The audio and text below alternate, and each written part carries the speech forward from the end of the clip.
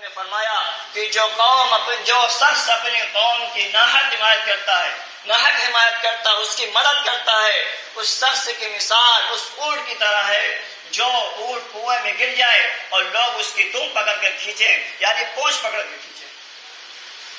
اس شخص کی مثال اسی طرح ہے کہ کوئی اونٹ گر جائے اور انسان اس کو پونچھ پکڑ کر کھینچے تو اونٹ نہیں نکلے گا، ہلاک ہو جائے گا۔ اسی طرح جو انسان کسی اپنے قوم کی ناحق حمایت کرتا ہے، ظلم پر ہے لیکن پھر بھی اس کی مدد کرتا ہے، تو اس کی مثال اسی طرح ہے۔ ہم کسی ناحق کا ساتھ نہ دیں، کسی ظلم کا ساتھ نہ دیں۔ کاندنا میں ایک واقعہ پیش آیا کہ ایک زمین تھی، ہندو کہتے تھے کہ یہ زمین میری ہے، مسلمان کہتے تھے کہ یہ زمین میری ہے، اور دونوں میں جھگڑا ہو گیا، اور مسلمان کہنے لگے کہ اگر یہ مسجد ہمارے حق میں آئی تو ہم اس پر مسجد تعمیر کریں گے۔ ہندوؤں نے بھی کہا کہ اگر ہمارے حق میں آئی تو ہم مندر تعمیر کریں گے، اور دونوں میں بحث ہونے لگی، یہاں تک کہ یہ مقدمہ بن گیا۔ اور اس وقت جو جج تھا وہ انگریز تھا، اس کے پاس مقدمہ لے گیا۔ انگریز جانتا تھا کہ اگر یہ بات آگے بڑھی تو خون خرابہ ہو سکتا ہے، بہت بڑی جنگ ہو سکتی ہے۔ تو اس نے ہندوؤں سے کہا کہ تم کسی قابل انسان کو جانتے ہو جس کی گواہی تم معتبر مانتے ہو، جس کی گواہی اگر وہ گواہی دے دے تم اس کی گواہی کو مانو گے؟ تو ہندوؤں نے کہا ہم ایک انسان کو جانتے ہیں، اگر وہ گواہی دے دے کہ یہ زمین ایک مسلمان کی ہے تو ہم مسلمان کو دے دیتے ہیں، اور اگر وہ کہہ دے کہ یہ زمین ہماری ہے تو ہمارے حق میں چاہیے۔ تو انگریز نے پوچھا کہ وہ آدمی کون ہے؟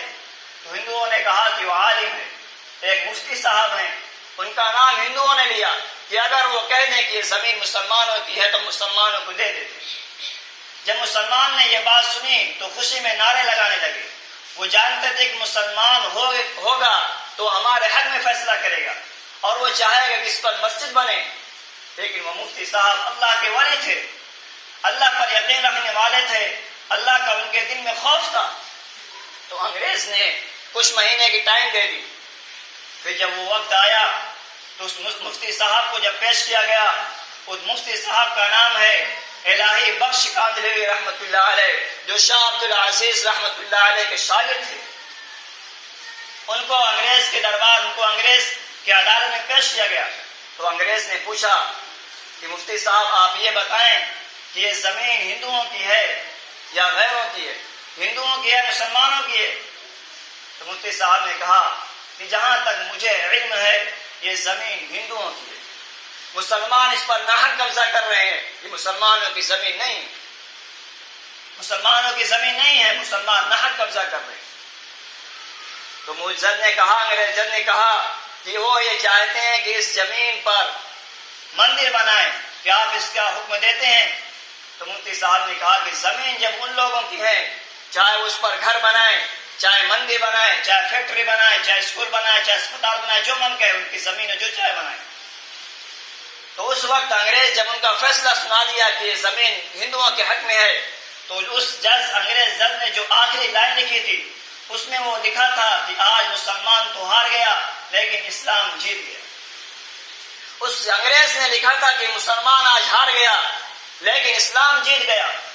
ہم یہ چاہتے ہیں کہ ہم جھوٹ بول کر زمین کو لے لیں اور اس پر مسجد تعمیر کریں، لیکن جب مفتی صاحب نے ایک سچائی کی دعوت دی تو وہ زمین بھی اس کے حق میں آئی، اور اس ہندوؤں نے جج سے کہا کہ ہمارا بھی ایک فیصلہ سن لے، ہم ابھی اسی وقت مسلمان ہوتے ہیں اور اس زمین پر مل کر مسجد بنائیں گے۔ اسی لیے میرے نبی نے فرمایا کہ جھوٹ کبھی نہ بولنا۔ نبی پاک صلی اللہ علیہ وسلم سے پوچھا گیا کیا مسلمان بزدل ہو سکتا